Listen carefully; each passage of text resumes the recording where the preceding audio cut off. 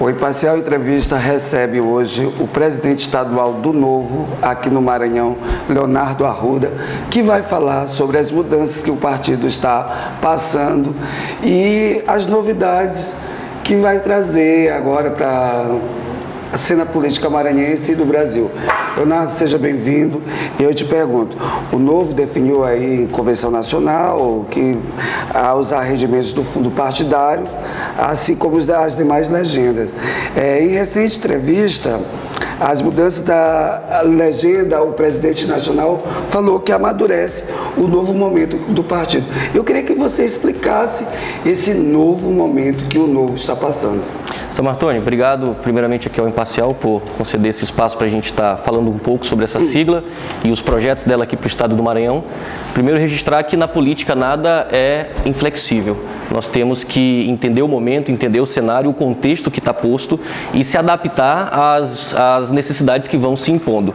Então, o Novo é um partido que nasce com uma pegada completamente diferente e que eu até costumo dizer, copiando já o nosso professor Christian Lobauer, o Novo é um experimento social. Um experimento social de fazer política num modo completamente distinto. Então, quando fundado, foi pensado de não utilizar o dinheiro público em hipótese alguma para o seu sustento e para o custeio de campanhas. Mantém-se o posicionamento contrário à utilização para o custeio de campanhas e fomos rever a questão do autofinanciamento, ou seja, o Novo é um partido que nunca usou o fundo partidário e que tem hoje uma certa cifra guardada em conta, até porque nós nunca conseguimos, Samartoni, devolver esse recurso para o erário público, sob pena de esse dinheiro ser redistribuído entre todos os demais partidos políticos. Então, concluo dizendo que nós vamos passar a utilizar os rendimentos do fundo partidário de uma maneira muito coerente, de uma maneira muito transparente, com normas de governanças muito bem estruturadas para o financiamento do partido. O Novo foi fundado em 2011 e você está na sua segunda gestão como presidente aqui no Maranhão. De que forma o Novo vem se estruturando para esse novo momento de receber rendimentos, fazer novas adesões à legenda, esse encontro com o cenário político maranhense, de que forma o partido tem trabalhado essas vertentes aqui no estado? Olha, Samartoni, primeiro, eu acho que é importante dizer que o Novo ele foi protagonista de muitas mudanças na política. Algumas delas nós conseguimos manter, a exemplo do processo seletivo para escolher os nossos candidatos, a exemplo da separação da gestão partidária de quem exerce os mandatos e de tantas outras novidades, como o próprio combate ao privilégio, que a gente sabe que infelizmente permeia hoje o setor público no âmbito político. Nessa vertente, nessa mudança da utilização do fundo, dos rendimentos do fundo, é claro que a gente começa a dar passos um pouco mais arrojados, até porque nós trabalharemos com uma estrutura profissionalizada, coisa que outrora era feita exclusivamente por voluntários. Dito isso, é claro, a gente consegue se dedicar de maneira profissional para a legenda. Então, a gente vem estruturando um planejamento estratégico desde o fim da eleição de 2022, temos dialogado com diversas pessoas da direita maranhense e temos passado a seguinte mensagem: o Partido Novo quer se consolidar como a casa da direita maranhense, uma direita liberal, uma direita que respeite liberdade individual no sentido de liberdade de expressão, liberdade a credos religiosos, a manifestações religiosas, liberdade de imprensa, um partido que quer limitar o poder do Estado contra os cidadãos, que hoje o Estado age de maneira muito presente na vida das pessoas. Então o Novo vem para tentar dialogar com a direita maranhense, com as pessoas que são desse espectro e falar: olha, aqui é uma casa democrática que cabe a pluralidade e a gente quer sim estar bem estruturado para as próximas eleições. Leonardo, o Novo ele é visto como uma legenda que é formada principalmente por empresários e pessoas de um rendimento bastante alto. E aí a gente sabe que a população brasileira e maranhense ela é bastante carente em questões financeiras. Como é que o Novo está dialogando esse processo de chegar junto a essas camadas com mais vulnerabilidade social para dizer assim: olha, nós queremos fazer isso, vamos implementar aquilo, estamos querendo o desenvolvimento assim, assim, assado. Como é que tem sido esse diálogo com a população? Primeiro que antes de nós revermos esse posicionamento histórico do partido quanto à utilização dos rendimentos, nós já havíamos possibilitado a filiação para pessoas que não declaram imposto de renda sem custo algum. Nós já tínhamos revisto esse ponto. Então, outrora só se filiava ao Novo quem pudesse contribuir financeiramente para o sustento do partido, já que não utiliza de dinheiro público, mas a partir de um determinado momento começamos a receber essas pessoas. Então, o Novo não é uma sigla simplesmente para quem tem condição financeira.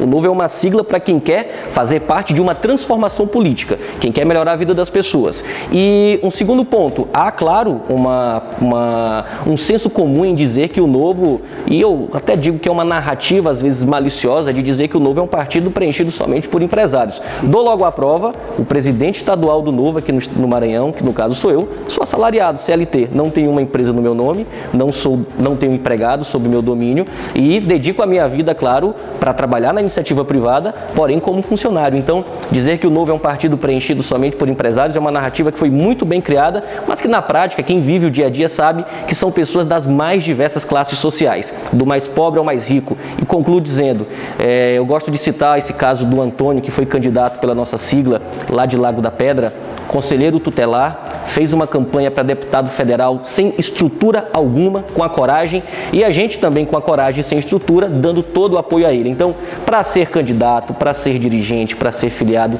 não importa cor, rendimento, não importa credo. O que a gente quer são pessoas éticas e afetas à maior entrega no setor público. Falando em eleições, candidatos e estruturação política, em 2022 a bancada do Novo na Câmara Federal encolheu de 8 deputados para 3 e apenas 5 parlamentares das siglas venceram as disputas estaduais e distritais. É menos da metade dos eleitos há 4 anos.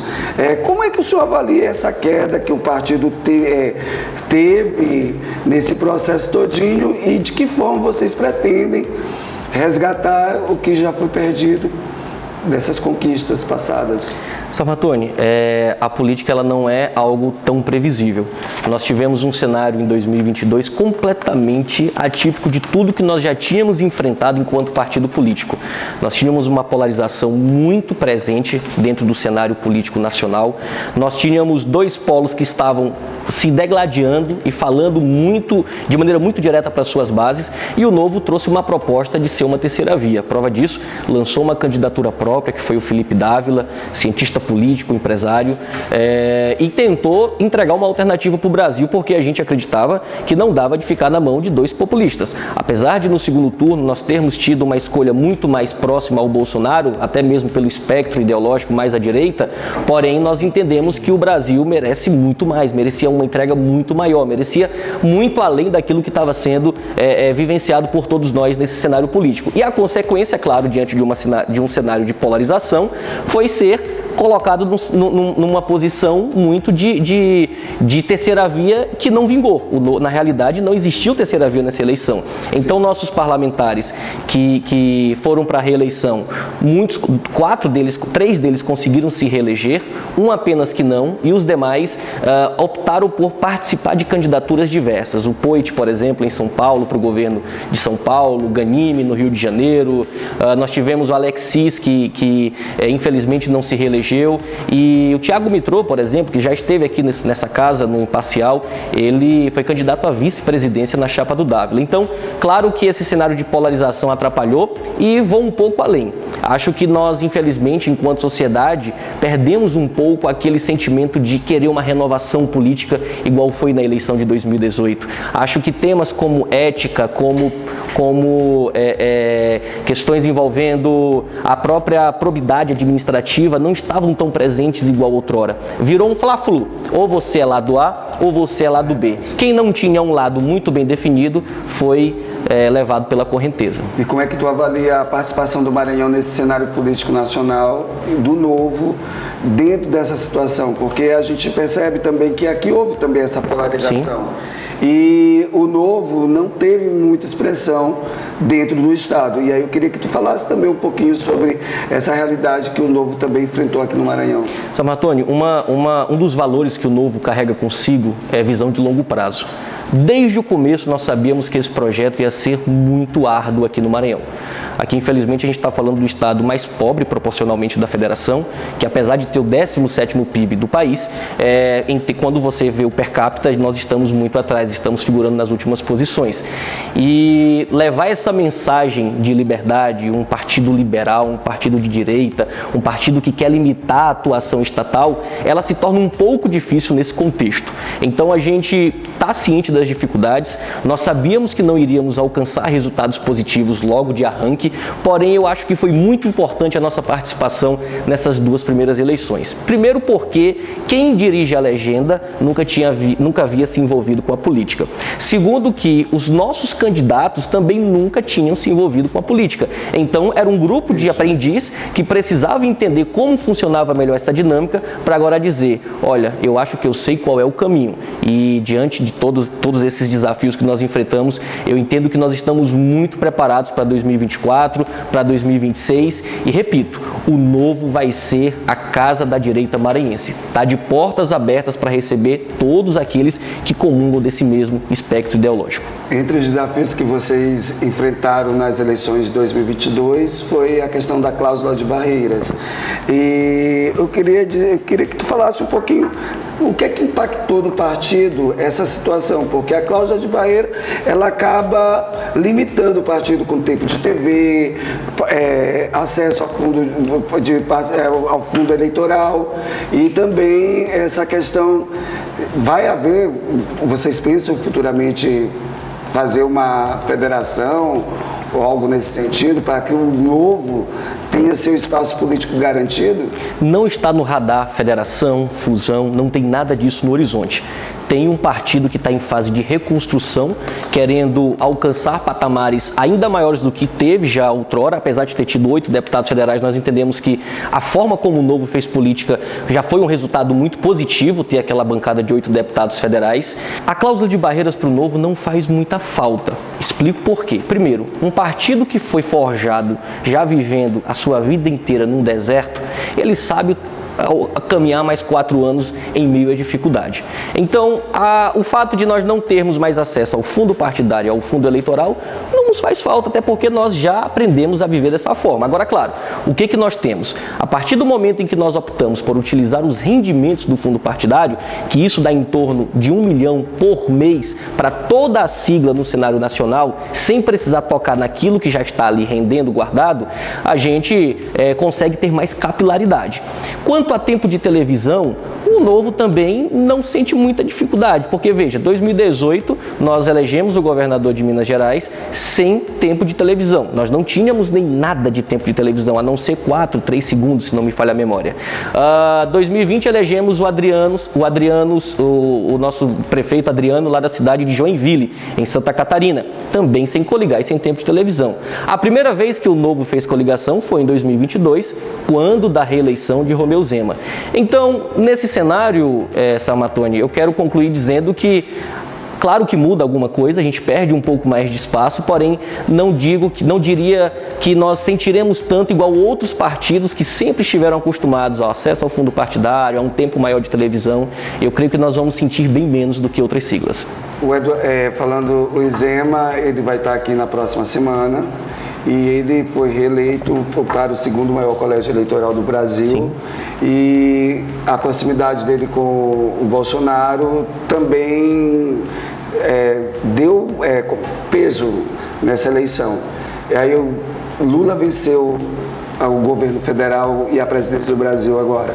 Sim. Eu pergunto, como é que está sendo essa relação do Novo de Minas Gerais com o governo federal, o presidente Lula, está vendo o diálogo e o que isso impacta na legenda nos demais estados? De que forma está sendo feito esse diálogo também? É bom destacar que o Zema é governador de Minas Gerais e tem um compromisso com a população mineira e ponto.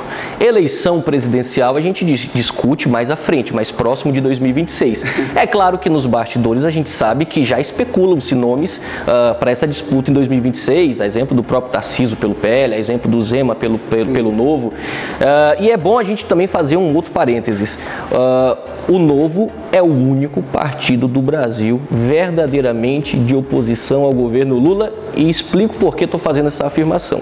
Primeiro, nossa base é bastante coesa, nossa base não fala duas línguas e nossa base não se acovarda por conta de benefícios, de migalhas que o próprio governo Lula pode estar dando para alguns partidos. Você vê que dentro do próprio PL não há unanimidade. Há uma ala querendo sim estar mais próxima do governo federal. Dentro do próprio União Brasil, igualmente, um partido que a priori iria se colocar como oposição e que acabou se tornando base, tendo figuras que tradicionalmente sempre foram contrárias ao PT, a exemplo do Ronaldo Caiado, governador de Goiás. Então, o Zema se posiciona, claro, como governador de Minas, que precisa sentar à mesa com o presidente Lula, e eu acho que qualquer picuinha política tem que estar muito acima, muito abaixo, muito aquém dos interesses do povo mineiro. Então, é um governo que já provou para o que veio, o governo de Minas, e que com certeza vai continuar entregando muito resultado para o povo mineiro. Mas a gente está no ano pré-eleitoral, o Novo está se reestruturando, está se adaptando a essas novas mudanças. O Novo pretende lançar candidato a prefeito de São Luís ou nas demais cidades do interior do Maranhão? Uma coisa que a política me ensinou bastante, Sarmatoni, é claro que a gente tem interesse, porém é muito imprevisível o cenário político. Se você fala, Leonardo, vocês têm interesse de lançar? É claro que nós temos. Todo partido quer ter um protagonismo dentro do cenário de uma disputa eleitoral. Agora, eu não posso afirmar com certeza. A gente está dialogando com inúmeras pessoas, com políticos de mandato, com pessoas que já se candidataram em tempos passados e também com a nossa própria base de pessoas que compõem o Novo, historicamente, aqui no estado do Maranhão, para a gente tomar as melhores decisões para o pleito de 2024. Claro que isso pensando em 2026. Leonardo Arruda, obrigado pela entrevista. É um prazer ter você aqui e eu gostaria que você fizesse suas considerações finais agora para os nossos telespectadores e nossos leitores do Jornal Imparcial. Somente agradecer essa abertura de espaço aqui para a gente estar divulgando um pouco mais sobre o partido, sobre o evento que nós estamos organizando, dia 18 às 15 horas, na Assembleia Legislativa do Estado do Maranhão, no Auditório Fernando Falcão. Nós teremos a presença do presidente nacional do Novo e do governador de Minas Gerais, Romeu Zema, que vai trazer um pouco o porquê do sucesso de sua gestão naquele estado e conversar com a nossa base, conversar com os nossos filiados, com a classe política, para a gente dar um pontapé inicial rumo a uma eleição muito vitoriosa em 2024. Obrigado. O Imparcial Entrevista fica por aqui e até uma próxima oportunidade. Obrigado, Leonardo. Obrigado.